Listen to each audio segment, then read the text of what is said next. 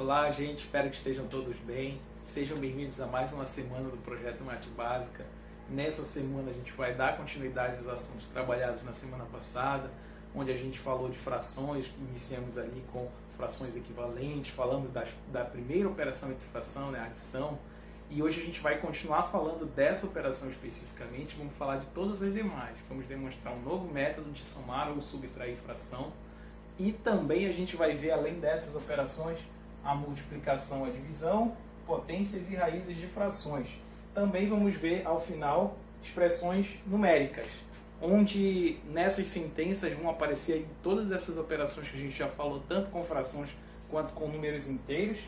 E vai ser bem legal, não deixem de assistir. Então, para iniciar a nossa conversa, a gente vai falar sobre adição e subtração de frações. Antes da gente ensinar o nosso segundo método, eu vou só relembrar aqui para vocês o que foi visto já na semana anterior, quando a gente falou de operações com frações. A gente viu o primeiro método, que é utilizando o MMC entre os denominadores, tá? Só lembrando aqui como a gente encontrar o MMC, pensando na ideia da definição, tá? Como sendo o mínimo múltiplo comum entre esses dois denominadores aqui. Então, para isso, o que a gente fez? A gente viu que os múltiplos de 4 determinávamos aí o conjunto de múltiplos de cada um desses números aqui, né? Daí a gente tem 0, 4, 8, 12, 16, 20, 24, 28 e assim sucessivamente. Conjunto dos múltiplos de 6, a gente também viu como determinar, né? 0, 6, 12, 18, 24, 30 e assim sucessivamente. Daí, dentre esses conjuntos de múltiplos, né, a gente observa que alguns deles são comuns, né?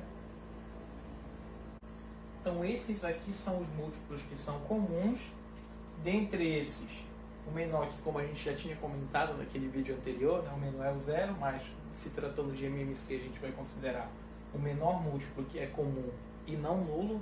Então, nesse caso, a gente vai ver que o MMC é 12. Tá? Então, nessa soma aqui, pelo método, qual é a essência por detrás? A gente quer somar dois números, né? Só estamos procurando uma forma prática. A gente já viu que para somar duas frações com denominadores iguais, basta somar os numeradores, né?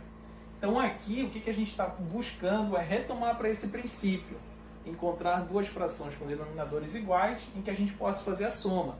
E a gente viu também na aula passada que, dada uma fração, não existe uma única forma de representá-la, né? Existem aí infinitas formas, existem infinitas frações equivalentes a essas aqui, né? Para a gente encontrar uma fração equivalente, basta multiplicar ou dividir aí numerador e denominador por o mesmo número, né? Então, nesse caso, qual é a essência por detrás de qualquer método de soma e subtração de fração? É encontrar duas novas frações aqui que sejam equivalentes a essas duas primeiras e que tenham denominadores iguais. No caso do MMC, o método vai nos dizer o seguinte, que esse denominador é o 12. Então, as duas frações que vão ser equivalentes a essas aqui, elas devem ter denominador 12. Tá? E assim a gente vai realizar a soma. Agora, se eu tenho 4, qual é o número que eu multiplico 4 para obter 12? Lembrando que essa fração aqui tem que ser equivalente a essa primeira. Então a gente vai precisar multiplicar pelo mesmo número em cima e embaixo. Nesse processo a gente está pensando o seguinte, qual o número que eu multiplico 4 para obter 12? Como a gente quer pensar no inverso, né? Então a gente divide, tá? 12 por 4, dividindo aqui vai dar 3. Isso significa que se eu multiplicar 3 aqui, eu vou obter essa fração. De fato, se você divide 3 por 12 e 1 por 4, você verifica aí que essas duas frações elas representam o mesmo quociente, tá? Dividindo 1 por 4, pense assim, R$1 dividido para 4 pessoas dá 25 centavos para cada, né? Então aqui você teria 0,25 nessa divisão. Da mesma maneira, dividindo 3 por 12, você também vai encontrar 0,25, tá?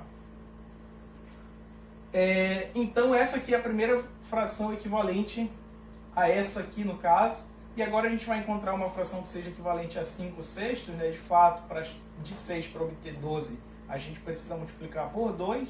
Então 2 vezes 6 vai dar 12, 2 vezes 5 vai dar 10. E a gente viu que nesse processo, né, o que a gente está fazendo para encontrar esse número que multiplica esse para obter esse, é uma divisão, né? A gente divide pelo de baixo, multiplica esse número que a gente quer encontrar pelo de cima, tá? Então esse foi o método que a gente viu. Agora que elas têm denominadores iguais, a gente pode fazer aqui a soma livremente, como a gente já viu. Esse número aqui a gente só repete, pois elas têm denominadores iguais. Somando aqui em cima, a gente vai obter 13. 13 sobre 12. Esse é o nosso resultado. E observe que ele já está na forma simplificada. Tá? Eu comentei com vocês também no material de apoio, tá? O que é estar na forma simplificada. É quando numerador e denominador são números primos entre si, tá? O MDC entre esses dois aqui é 1. Então, nesse caso, essa é a melhor forma, ou a forma que apresenta ali os menores números para representar esse quociente aqui através de uma fração. Essa é a forma simplificada ou a forma irredutível dessa fração.